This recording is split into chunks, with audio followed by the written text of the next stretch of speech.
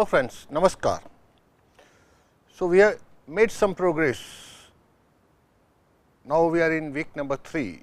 The first week pertained to integrative palliative care, that is basically we spoke about complementary therapies, then second naturopathy, and now week 3 yoga therapy, very important. What is yoga? Yoga is essentially a spiritual discipline based on an extremely subtle science. Actually, it is a spiritual discipline. Ashtanga Yoga will come to know later, because lot of people do not know. They generally think that yoga is nothing but an exercise. No, it started with an aim that you reach nearer to God after dhyan, after meditation. Yoga is essentially a spiritual discipline based on extremely subtle science, which focuses on bringing harmony between mind and body. It is an art and science for healthy living. The word yoga is derived from the Sanskrit root yuj, meaning to join, to yoke or to unite. Here basically we will be talking about yoga therapy, healing power of yoga, mental health. Then Ashtanga Yoga, we have got 8 limbs of Ashtanga Yoga.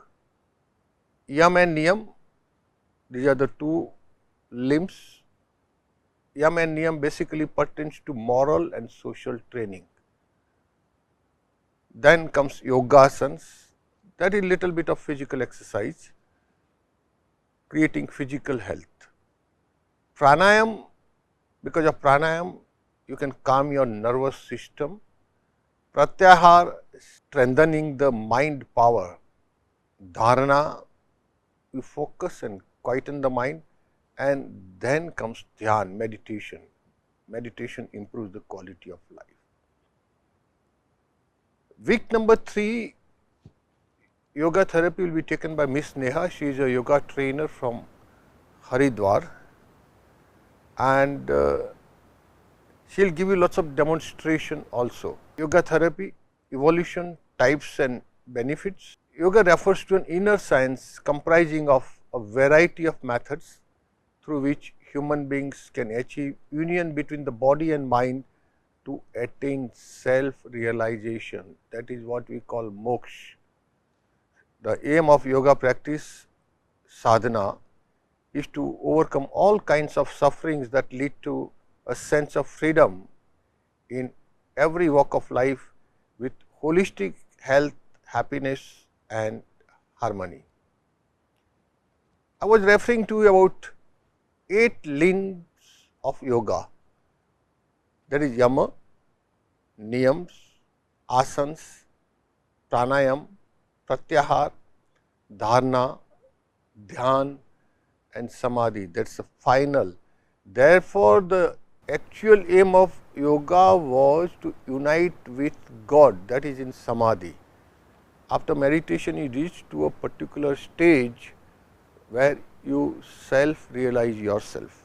Mahasi Patanjali, he was the rishi who combined all those disciplines and wrote a book about Yoga Shastra. There are 8 disciplines. Moral training you get from yam and niyam, that is a purification and harmonization of the mind. Physical training you get from asana, pranayam, regulation of vital energy and blood circulation, regulation of nervous and muscle functions. Mental training you get from pratyahar, dharana, breaking through the shell of the self through introversion, introspection and the control of consciousness. Spiritual training, dhyan, that is we call it meditation, attaining super consciousness and contact with spiritual being. And samadhi, that is the ultimate aim of yoga, samadhi, self-realization, oneness with the divine, the highest stage of spiritual development. Healing power of yoga. Yoga recognizes that our well-being is not limited to just our physical health.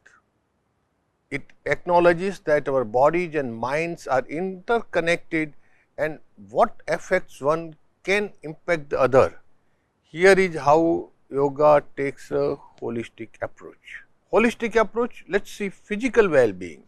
Yoga promotes physical health through postures, asanas that improve flexibility, strength and balance.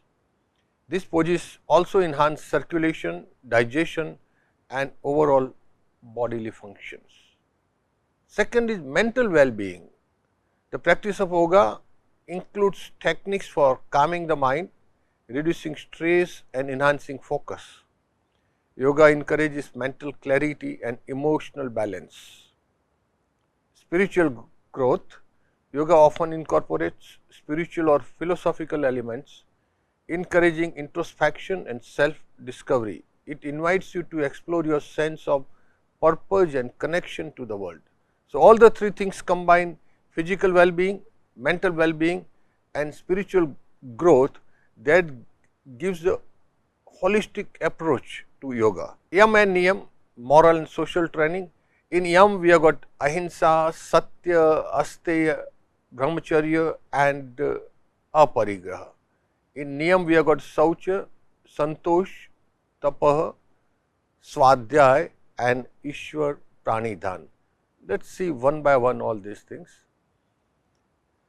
Yam and Niyam, they are moral and social training. After practicing yoga for a while, many of us may wonder if there is more to it than what we do on the mat.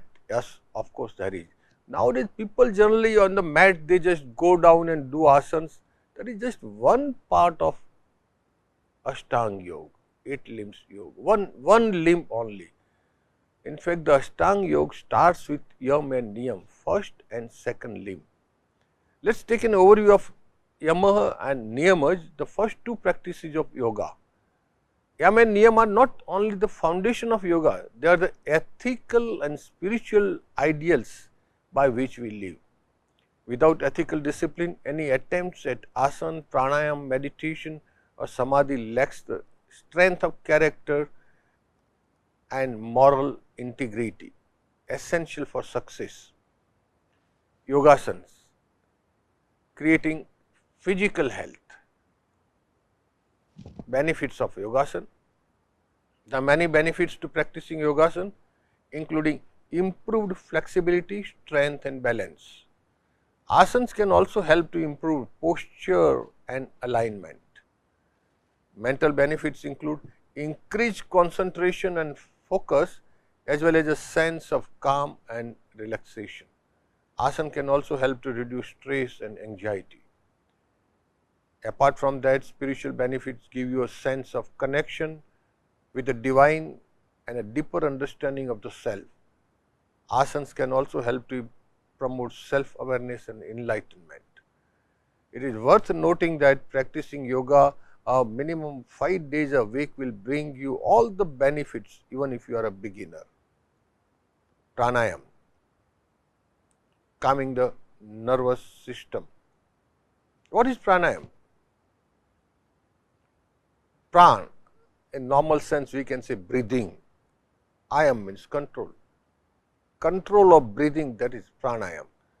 Pranayam is a powerful yogic practice that involves controlling and regulating the breath.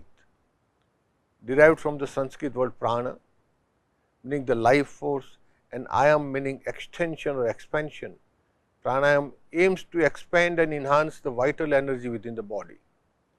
Pranayam techniques vary in complexity and intensity, ranging from simple deep breathing exercises to more advanced practices such as alternate nostril breathing and breath retention.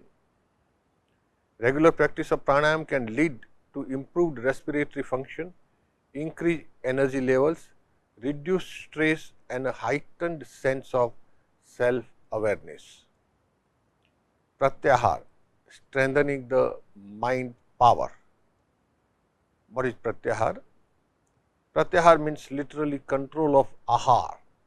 Ahar means food or gaining mastery over external influences.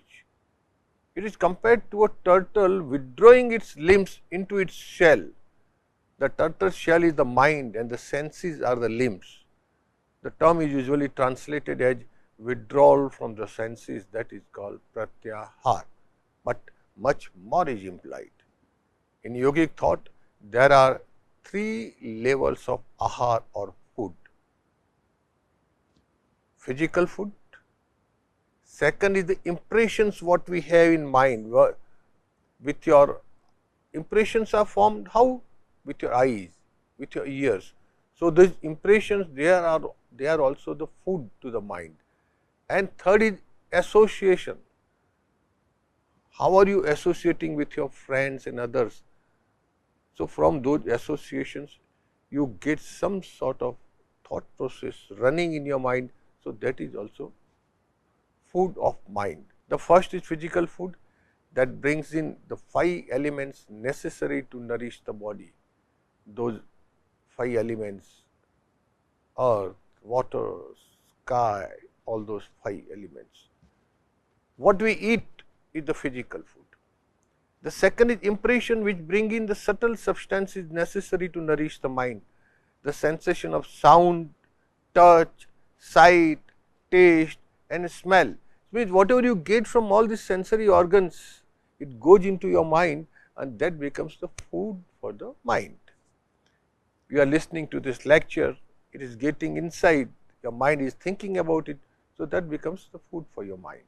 Third level of ahar is our associations, the people we hold at heart level who serve to nourish the soul and affect us with the guna of sattva, rajas and tamas.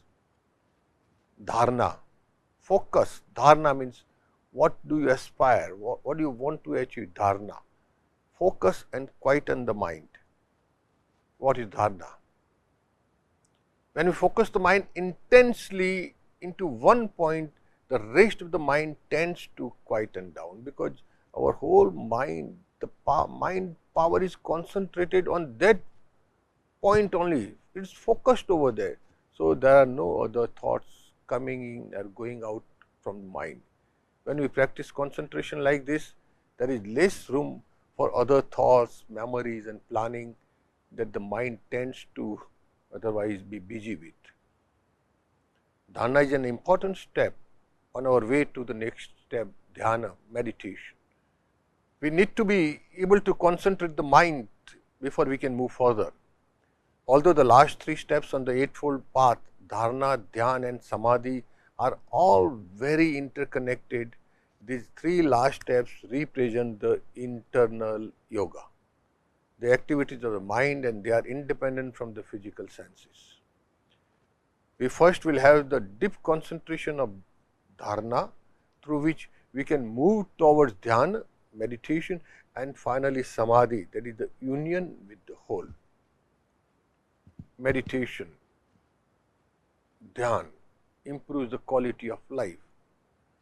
Understanding meditation, it is a way of connecting with own self as it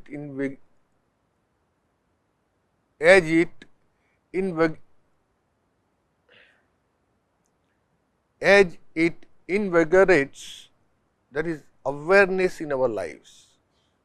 It gives that sensation of awareness when we start connecting with ourselves. Who am I? Why have I come here? What is the purpose of coming here to this universe? All those questions will come to your mind, and that is the purpose of meditation. We see that all the sufferings and darkness, non-acceptance and inability to forgive self and others is because we are disconnected from ourselves. We try to fill the space inside with the external world, but this extrovertedness only drifts us apart from who we are. Through practice of meditation, we again build that shredded rapport with the self. When this rapport is strengthened, we begin to let go of the unnecessary baggage which had been causing us anxiety, stress, insomnia, hypertension, asthma, arthritis, diabetes and what not, to name a few. Samadhi, that is the ultimate aim of yoga, samadhi, to get united. The self gets united with the higher self, that is the God, the total power, absolute power of the universe.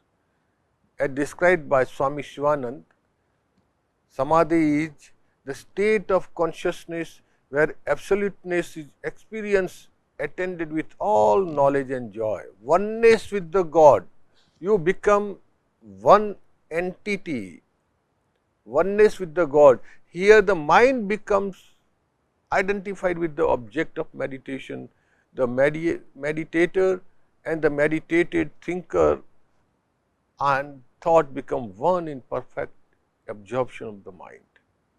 Much practice is necessary to attain this stage.